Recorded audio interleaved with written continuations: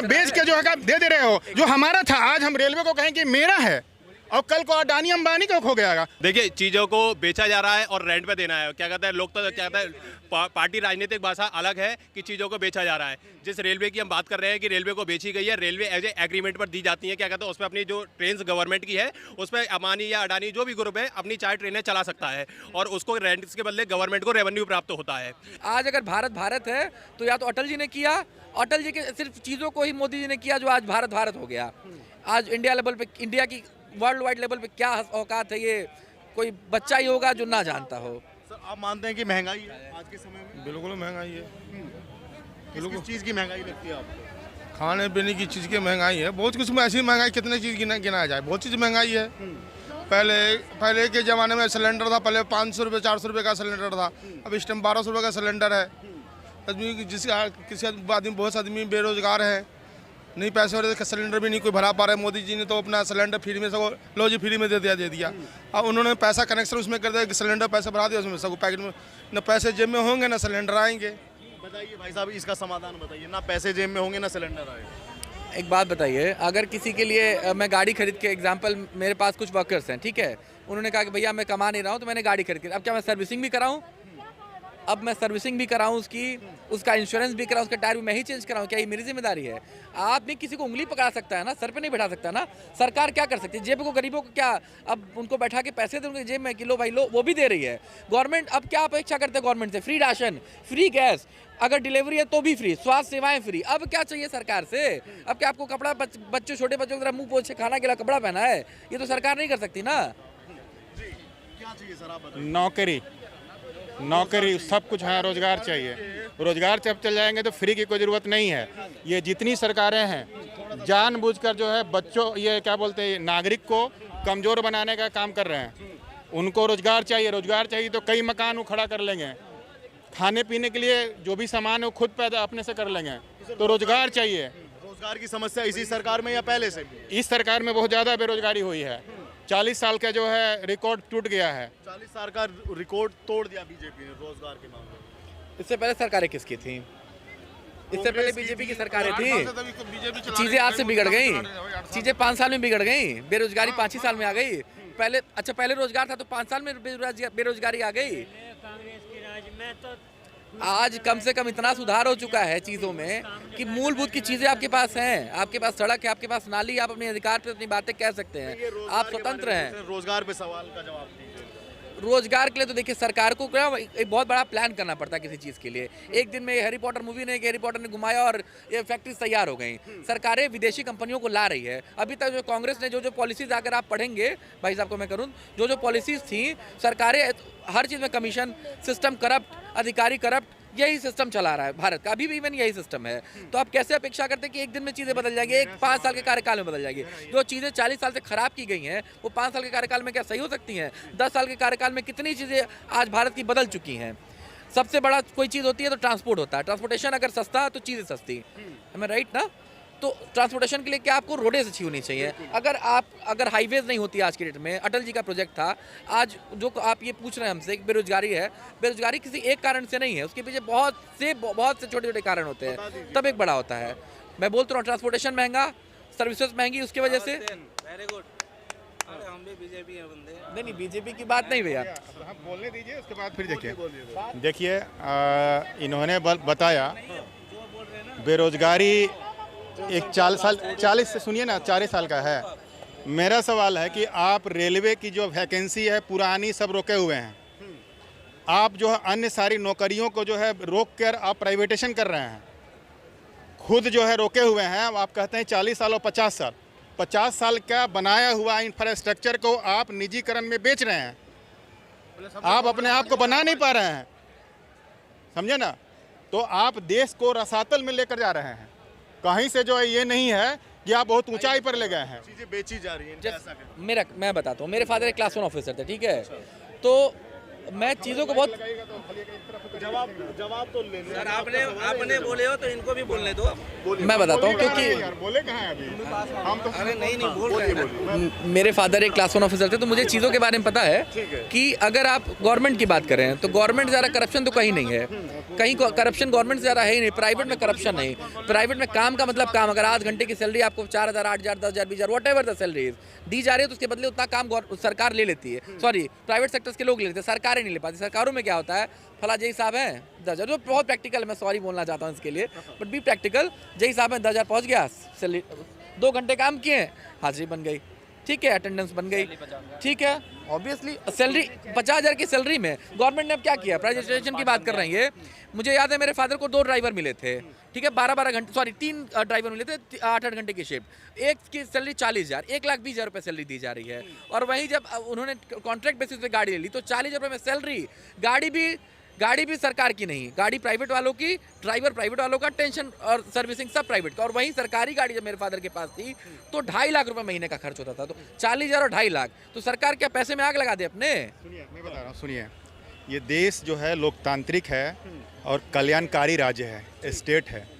वो बनियागिरी चलाने का नहीं है कि कम से कम में हम किसी को देना है पैसा, इतने पैसा देना है जिससे वो भरपेट रोटी खा सके, इलाज ढंग से करा सके, बच्चों को बढ़िया एजुकेशन दे सके, इसलिए सैलरी दिया जाता है। ये बनियागिरी करने के लिए नहीं कि कंपनियां हैं, आप बेच के जो है दे रहे हो। जो हमारा था आज हम रेलवे को कहें कि मेरा है, और कल को अडानी अंबानी का हो गया, उसका नाम अडानी का होगा, अडानी रेलवे का होगा, प्लेटफॉर्म का होगा, वो एयरपोर्ट का हो जाएगा, बंदरगाह हो जाएगा। आज चरस अफीम जो है बंदरगाह में, गुजरात अफीम में हुआ, उसमें जो है क्या पकड़ाया और वहाँ पर कुछ नहीं हुआ, वहाँ पर कुछ नहीं हुआ, पकड़ा गया। तो निजीकरण करके जो है पूरा देश को खोखला कर दिया जा रहा है, ये अधिकार लूटे जा रहे हैं। ये कह रहे हैं कि देश को खोखला किया जा रहा है, चीजें बेची जा रही है और बनियागिरी चल रही है।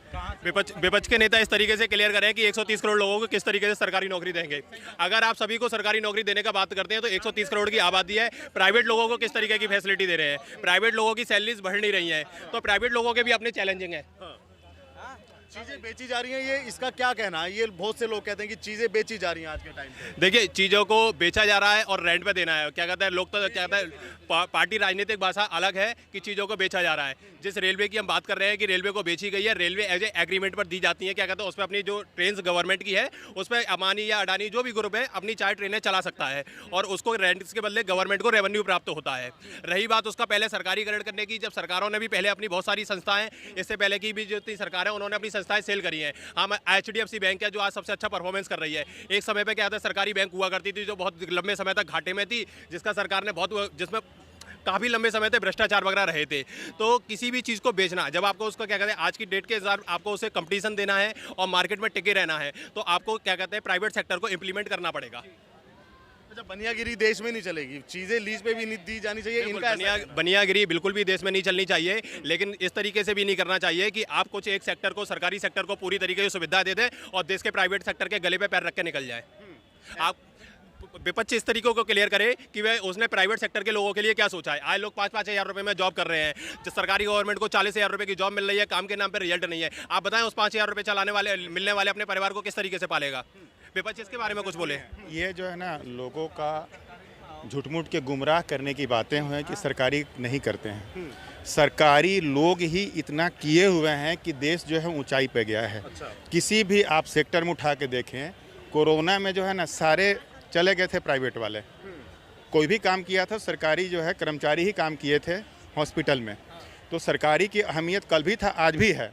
साहब भी जरूर कर रहे हैं, आज बच्चों को पढ़ाने के लिए प्राइवेट स्कूल में, रुकिए, बच्चों को पढ़ाने के लिए प्राइवेट स्कूल में जाएंगे ही, लेकिन जब इंजीनियरिंग कराना होगा ना तो खोजेंगे सरकारी कहाँ पे है, सरकारी जो है उसी में हम पढ़ाएंगे, समझे ना। और एक पहुंच की बात होती है, अगर आप प्राइवेट करा देते हो तो ये इतना आय नहीं है, आय आप कम कर दिए हो, 5,000, 6,000, 7,000 में काम कर रहा है, बच्चे बीमार होंगे, कहाँ जाएंगे? वो प्राइवेट में कितना इलाज हो पाएगा? शिक्षा कैसे हो पाएगी? आपको सरकारी की खूबियां बता रहे हैं कि खूबियां भी होती हैं। देखिए, ये पहले बहुत बड़ा गलत तथ्य है कि हमने कहा कि क्या था, कोरोना में केवल सरकारियों ने काम किया। एक खोमचे से लेके एक टोली पर चलाने वाले ने जितना भी अपने तन मन से और धन से हो सकता था अपने आधार पर उसने सेवा करी है। प्राइवेट हॉस्पिटलों के कुछ 2-4 उदाहरण देकर आप बोलते हैं प्राइवेट हॉस्पिटल पूरी तरीके से गलत है, कोरोना में उनकी भी सेवाएं गई हैं।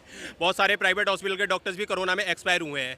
तो कई तरीके की व्यवस्थाएं चलती रही हैं। हालांकि इस तरीके सरकारी हॉस्पिटलों को या सरकारी संस्थाओं को सरकार की तरफ से पैसा मिलता है, प्राइवेट संस्थानों को इस तरीके से नहीं मिलता है। तो सरकारी व्यक्ति के लिए चलाना बड़ा आसान है, लेकिन प्राइवेट व्यक्ति जब उसी काम को अपनी जेब से कर रहा है तो उसकी तारीफ भी होनी चाहिए। 24 में क्या लगता है आपको? 2024 में लोकसभा के चुनाव में बीजेपी है। क्यों? अभी तक कोई दूसरा बड़ा नेता क्या कहता है उनके विपक्ष में नजर नहीं आ रहा है। मोदी को कह रहे हैं टक्कर कि मोदी की लोकप्रियता घट रही है और लोग बोर भी हो रहे हैं अब। हो सकता है, क्या कहते हैं, कुछ लोगों में परसेंटेज में उनकी लोकप्रियता में घटा आएगा, लेकिन अभी भी एक लॉन्ग टाइम से अगर आप देखेंगे तो पूरे इतने बड़े देश में किसी एक नेता को स्वीकार नहीं करा गया है। अरविंद केजरीवाल भी 1-2 राज्यों में प्रसिद्ध हो सकते हैं, लेकिन भारत में 29 राज्यों में आपको वोट लेना पड़ेगा कहता है लोकसभा में बहुमत बनाने के लिए। एक अंकल जी खड़े थे, वो बोल रहे थे कि सरकारी हॉस्पिटल, प्राइवेट हॉस्पिटल, खर्चा ज़्यादा, ये सब। मोदी की योजना है आयुष्मान भारत। आयुष्मान भारत में हर किसी को, मतलब मैक्सिमम लोगों को आयुष्मान भारत कार्ड बन चुके हैं सबके, जितने भी आर्मी में, सीआरपी में, या जितने भी ये मान लो गवर्नमेंट सेक्टर में जितने भी लोग हैं, सबके पूरे परिवार वालों के आयुष्मान कार्ड बने हैं। प्राइवेट सेक्टर में सबके आयुष्मान कार्ड बने हैं। 5 लाख रुपए अरविंद केजरीवाल ने किसी को 5 रुपए दिए हैं दवाई के नाम पे? ये कह रहे हैं कि मोहल्ला क्लिनिक, अगर मोहल्ला क्लिनिक इतने बढ़िया होते तो ये इतने सारे हॉस्पिटल क्यों खुलते? इतने सारे मोहल्ला क्लिनिक खोले हैं। अगर तुम्हें दोपहर को 2 बजे के बाद हार्ट अटैक आता है या 2 बजे के बाद तुम्हारी तबीयत खराब हो जाती है, तो मोहल्ला क्लिनिक के लिए भागोगे या किसी बड़े हॉस्पिटल के लिए भागोगे? दोपहर 2 बजे सारे क्लिनिक बंद हो जाते हैं। फैसिलिटी की बात है तो 2 बजे के बाद भी खोले, 24 घंटे की सेवा दे। 2 बजे तक, 10 बजे से 2 बजे तक कौन से डॉक्टर हैं? कितने MBBS डॉक्टर बैठा रखे हैं इन्होंने इसमें? सारे के सारे 10वीं 12वीं के बच्चे हैं। कोई भी बड़ा डॉक्टर किसी भी क्लिनिक में नहीं देखने को मिला। वो तो गुजरात में भी दिल्ली मॉडल लागू करने की बात करते हैं। गुजरात में दिल्ली मॉडल लागू करने की बात करते हैं। गुजरात में आएंगे जब ही तो दिल्ली मॉडल लाएंगे। गुजरात में नहीं आएंगे। गुजरात मोदी जी का होम टाउन है, सीधी सी बात है। शुरू से देख रहे हैं, इतने सालों से जो आदमी एक ही क्षेत्र की सेवा कर रहा है, मैक्सिमम चीज़ें गुजरात में है, वहाँ की पब्लिक जानती है, हम वहाँ के नहीं हैं। फिर भी जो बंदा जहाँ का है, आप अपने किसी भी गांव के हो, अगर आप अपने गांव की सेवा बचपन से करते आ रहे हो, ठीक है, और अब कोई नया बंदा तुम्हारे शहर में आता है, बस झूठे वादे करता है, झूठे वादे कि मैं तुम्हारे यहाँ फ्री वाईफाई कर दूंगा दिल्ली की तरह, मैं तुम्हारे यहाँ कैमरे लगवा दूंगा हर चौक चौराहे पे दिल्ली की तरह, मैं मोहल्ला क्लिनिक खुलवा दूंगा दिल्ली की तरह, मैं ये करवा दूंगा दिल्ली की तरह। और दिल्ली वालों से पूछो ना, कौन सा कैमरा चल रहा है, कौन सा वाईफाई सही स्पीड दे रहा है, कौन सा मोहल्ला क्लिनिक 24 घंटे की सेवा दे रहा है? पूछो यहाँ की जनता से।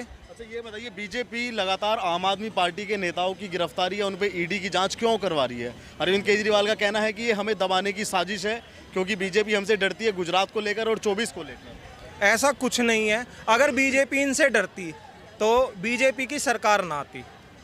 अगर इनसे डरती तो जैसे ये हर चीज को लेके बीजेपी को ब्लेम कर रहे हैं, एक तरह से एडवर्टाइजमेंट कर रहे हैं बीजेपी की। अगर ये सारे मुकदमे फर्जी हैं और बीजेपी इस तरीके के फर्जी मुकदमे चल रही है, तो इस बात की तो कोई दो राय नहीं है कि आने वाले समय में अरविंद केजरीवाल प्रधानमंत्री बन जाएंगे, क्योंकि मोदी जी के भी साथ ऐसा हुआ था। 2002 में उन्हें क्या कहते हैं, दंगे के बाद उन्हें फंसाने की कोशिश की गई और 7 साल 8 साल उनका क्या कहता है प्रताड़ना हुआ और बाद में सुप्रीम कोर्ट ने बाइज्जत बरी करा। इसलिए मोदी जी की कहते हैं लोकप्रियता में भी ज़्यादा बढ़ोतरी हुई थी। अगर इसी मॉडल पर क्या कहते हैं मनोज सिसोदिया या सत्येंद्र जैन को फंसाने की कोशिश की जा रही है, तो आएंगे कोर्ट में अपने खिलाफ, अपने पक्ष में बात रखेंगे और बचाव करेंगे, निकल जाएंगे। लोकतंत्र है, लोकतंत्र में क्या है, आप पे मुकदमा लगता है इसलिए आपराधी घोषित नहीं हो जाते।